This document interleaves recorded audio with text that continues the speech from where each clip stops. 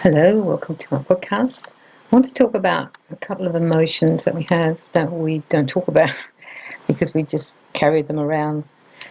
The one I want to talk about firstly is sadness. That a lot of people carry a lot of sadness in themselves, in their aura, and you might be one of those people. Perhaps you've had a lot of things you've been really sad about how it turned out, or you've lost people, they've died, or they're not in your life anymore. Perhaps you might have lost your job, or your career is not going well, and you have a lot of sadness.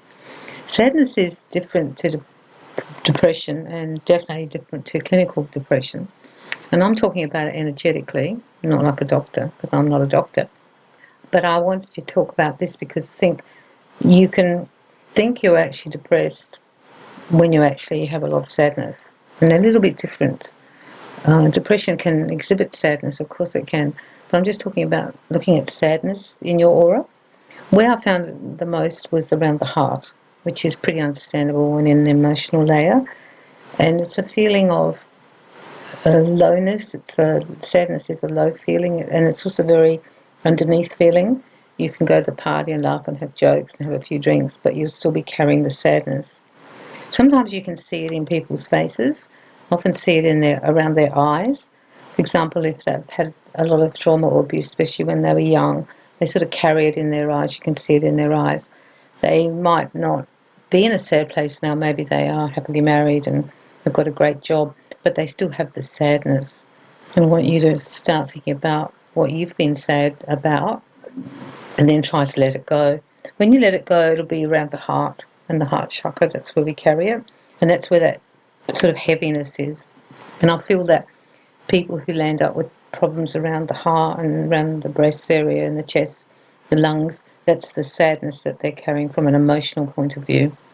I think to write a list is a good idea. Maybe you write a list about what you've been sad in your life about and what has created the most sadness for you. We all have lives where there's all different things happening. Some of the sadness is very big, that we might have lost contact with certain people, our family, or we've had a death in the family, we lost our partner, could have been lost a child, and that creates like massive sadness. It's really, really big, that one, and that will be lodged around in the heart and in the heart chakra. Go to both those. You can also do the lungs if you want to, and the breast. It's up to you how you feel intuitively for you, but the most important thing is to think that maybe this feeling I have all the time is actually just sadness. The other thing that comes up is disappointment, and they sort of interlink. You can be really disappointed and then really sad, or you can be really sad and then really disappointed. Disappointment is when you had an outcome you wanted, or you want to try to manifest, or you had but now you don't have it, and you're really disappointed how it worked out. Some lives are very disappointing. That's the truth of it. How they worked out, when you look back and you see what happened, it can be filled with quite a lot of disappointment. And you're not to feel bad about that. A lot of it's external, things that you couldn't control, how people responded, that you maybe lost your job or you couldn't get your book published or whatever the things were, and there's disappointment with that. Some of them can be your own stuff, and you can be disappointed in yourself because of how you did things. Maybe you didn't handle some relationships well. Maybe you did mess up at work when you were told to do it a certain way and you didn't. Maybe you didn't listen to good advice and then you got into trouble. I think it's important to see disappointment from an external and then an internal point of view and know the difference.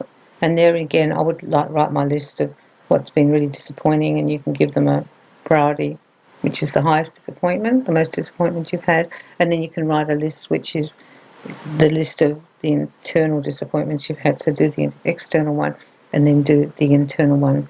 Sadness and disappointment are not really spoken about. People don't talk about it.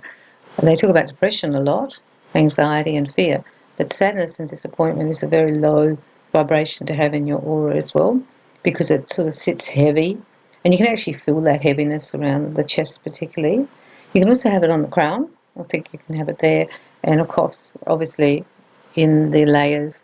So you might think you've got it in your emotional body, or you might think you've got it in your astral body, and I think you should have a look there. So this is what this week's work is: letting go of your sadness and letting go of your disappointment. And you can also send healing to anyone you think who's going through a sad and disappointing time, and send healing to fortify them, healing light and good vibes to them. Sometimes talking about it too is going to be good for you if you haven't addressed it or thought about it. If you've got someone you can talk to, a mum, a close friend, a family member, a counsellor, I think you could get rid of it and let it out. And often when you write about it or talk about it, you'll actually cry. And if you ever cry, that's always a good sign, because you don't cry tears you haven't got, right? So it's like a cleaning out. So see crying as a good thing. The other thing is to use the Bach flower remedies. They might help to release some of that emotion of disappointment and sadness. There's certain ones. I think gorse is one, but there's others that you can look at. So I'm wishing you a happy week this week when you let go of your sadness. Sending you lots of love and lots of light.